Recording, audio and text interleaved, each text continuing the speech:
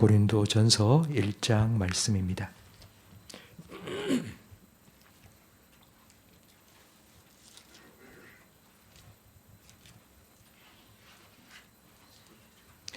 고린도전서 1장 22절부터 25절까지 한 절씩 교독하겠습니다.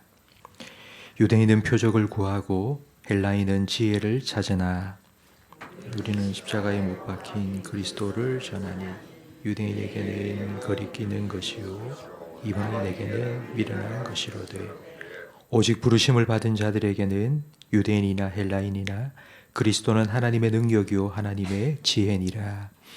하나님의 어리석음이 사람보다 지혜롭고 하나님의 약하심이 사람보다 강하니라.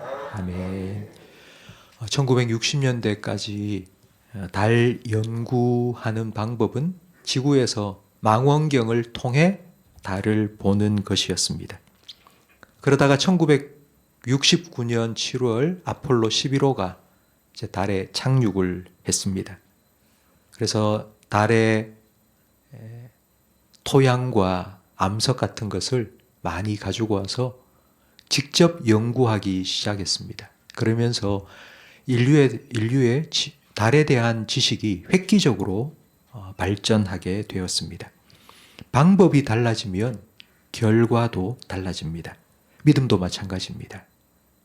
망원경을 통해 보는 것과 직접 가서 보는 것에 차이가 있듯이 하나님을 알아가는 방법에 따라 하나님을 믿는 믿음이 달라집니다.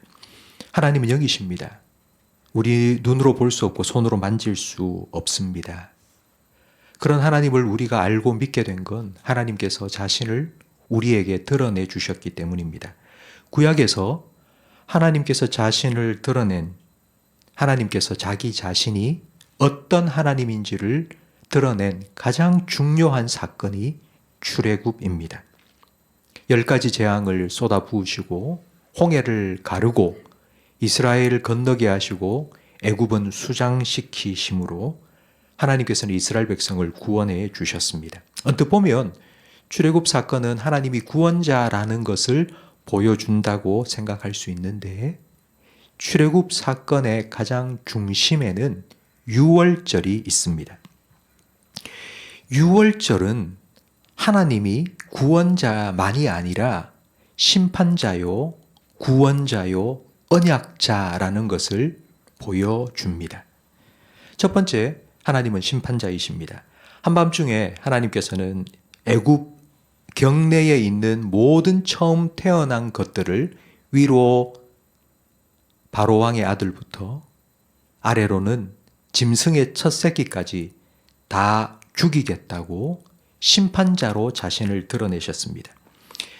그런데 이 하나님의 심판에는 이스라엘 백성도 예외가 아니었습니다. 400년 동안 애굽의 우상을 섬겼던 이스라엘, 하나님께서 모세를 보내 하나님의 구원 계획을 말씀해 주셨지만 믿지 않고 불신한 이스라엘 백성도 하나님의 심판을 벗어날 수 없었습니다. 두 번째로 하나님께서는 자신을 구원자로 나타내 주셨습니다. 1년 된 흠없는 양을 잡아서 그 피를 문 위와 좌우에 발라놓으면 하나님께서는 내가 그 피를 보고 그 집은 넘어가겠다고 말씀하셨습니다. 그래서 넘어간다, 유월절이라고 이름을 붙인 것입니다. 성도 여러분, 여러분은 심판자 하나님을 만나고 싶으십니까? 아니면 구원자 하나님을 만나고 싶으십니까? 이거 물으나 마나죠. 구원자 하나님을 만나야죠. 심판자가 아니라 구원자이신 하나님을 만날 수 있는 방법을 하나님께서 가르쳐 주셨습니다. 죽음이 아니라 생명을 얻을 수 있는 방법이 무엇인지 하나님께서 말씀해 주셨습니다. 그 말씀을 듣고 그 말씀을 믿고 그 말씀대로 양을 죽여서 내가 죽는 대신 양을 죽여서 그 피를 바르면 하나님께서는 그 피를 보고 그 집을 넘어가셨습니다. 심판으로부터 구원을 받고 죽음이 아니라 생명을 얻게 되었습니다. 성도 여러분, 만약 이스라엘 백성이 아니라 애굽 사람이 하나님의 말씀대로 양을 잡아 피를 발랐다면 그 애굽 사람은 죽었을까요? 살았을까요? 살았습니다. 하나님께서 그렇게 약속하셨기 때문입니다. 유월절을 통해 하나님은 자신이 심판자요 동시에 구원자이며 약속하신 것을 신실하게 지키는 언약자라는 것을 우리에게 나타내 주셨습니다. 유월절이 단지 이스라엘의 역사, 과거에 일어난 일이라고 생각한다면 우리는 망원경으로 하나님을 쭉 보는 것밖에 되지 않을 것입니다. 그런데 하나님께서는 한 번 더 저와 여러분을 위해서 하나님의 심판자요, 구원자요, 언약자라는 사실을 보여주셨습니다. 그것이 바로 십자가입니다. 하나님은 십자가를 통해서 하나님이 심판자라는 사실을 우리에게 분명하게 말씀해 주셨습니다. 여러분, 판사가 있습니다. 어떤 판사가 좋은 판사일까요? 판사는 재판정에서 죄인이 어떤 죄를 지었는지를 듣고 최종 판결을 하는 사람입니다. 그런데 그 판사가 죄 지은 사람을 무조건 용서해 준다. 그러면 그 판사가 좋은 판사라고 말할 수 있겠습니까? 그렇지 않습니다. 판사는 죄에 합당한 대가를 잘 따져서 그 죄에 응당한 형벌을 구형해야지 좋은 판사입니다. 설령 지금 판사 자기 앞에 자기 아들이 죄를 짓고 앉아 있다 할지라도 아들이 판사인 자기 아버지한테 아버지, 저 모르겠어요. 저 아들이에요. 왜 저를 외면하세요? 왜 저를 버리세요? 왜 저를 이리 벌받게 하세요? 라고 말해도 판사는 아버지로서가 아니라 판사로서 자기가 할 일을 해야지만이 좋은 판사입니다. 누가 심판자 되신 하나님 앞에서 이 철저한 심판을 피할 수 있겠습니까? 말라기 3장 2절 말씀에 하나님께서 임하시는 날을 누가 능히 당하며 그가 나타나시는 때에 누가 능히 서리요. 그는 금을 연단하는 자의 불과 표백하는 자의 잿물과 같을 것이라고 말씀하셨습니다. 단 한 점의 얼룩도 남기지 않는 잿물처럼, 단 하나의 허점도 남기지 않는 불처럼 다 태워버리고 깨끗게 하실 것이라고 말씀하셨습니다. 성도 여러분, 하나님께서 우리의 죄를 살피시면 누가 그 앞에 설 수 있겠습니까? 하나님은 우리가 하나님의 심판을 감당할 수 없음을 아셨습니다. 그래서 우리의 죄에 대해서 철저한 심판을 내리는 동시에 우리를 구원하실 방법도 준비하셨습니다. 6월절 때처럼 우리 대신 죽을 어린 양을 준비하셨습니다. 그 어린 양이, 6월절 양이 누구인지 고린도전서 5장 7절에는 분명하게 말씀해 주십니다. 우리의 6월절 양, 곧 그리스도께서 죽으셨다고 말씀합니다.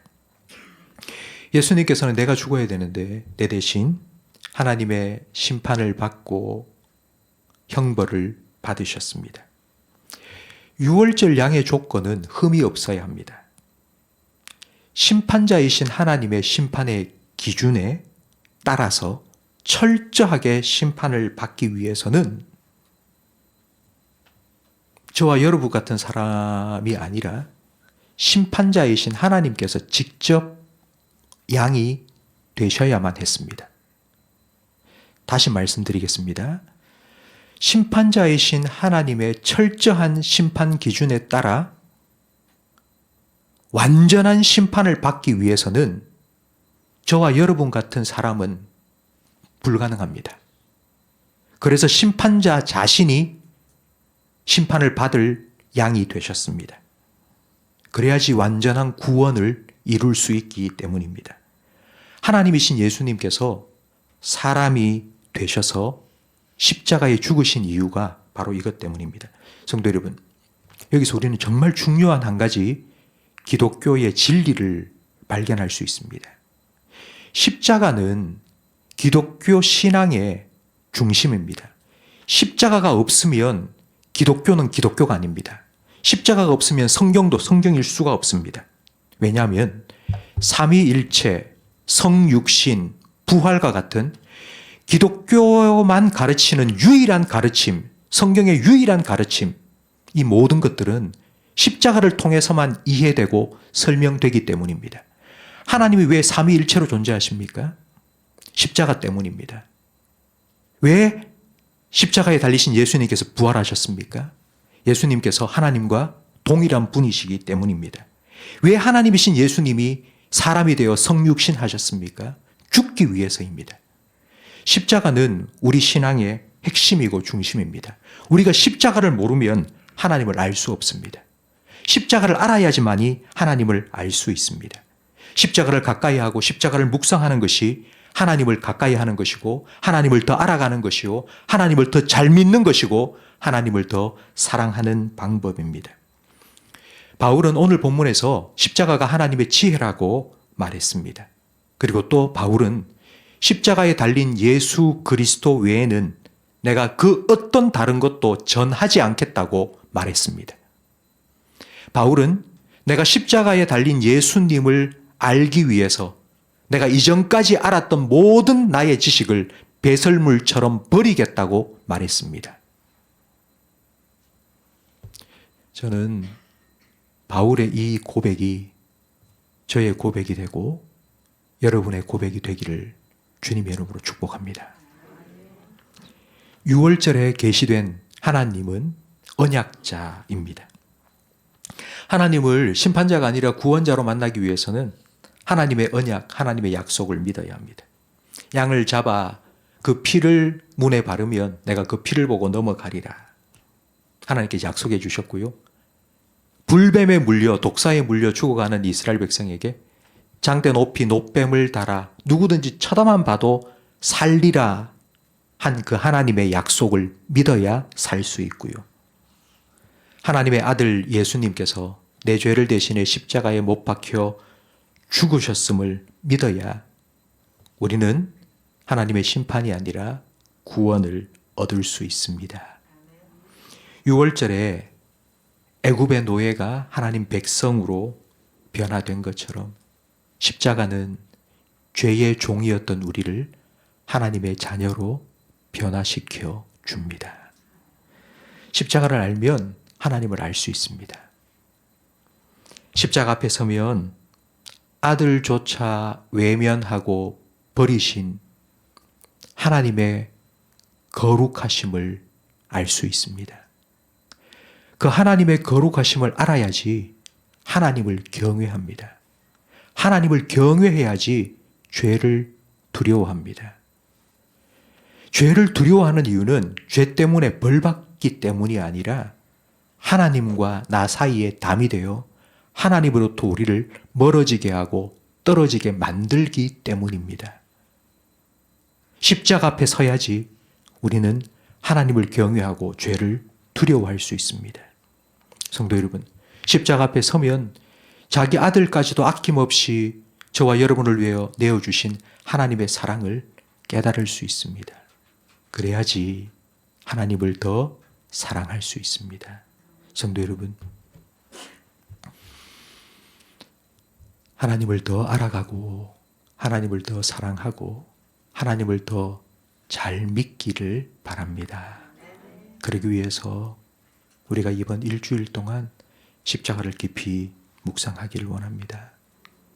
망원경으로 멀찌감치해서 하나님을 관찰하지 마시고 십자가 안에, 십자가 위에, 십자가 함께 지고 하나님을 가까이 하고 예수님을 더 알아가는 은혜가 새벽기도에 참여한 여러분의 삶 속에 가득하기를 예수님의 이름으로 축복합니다.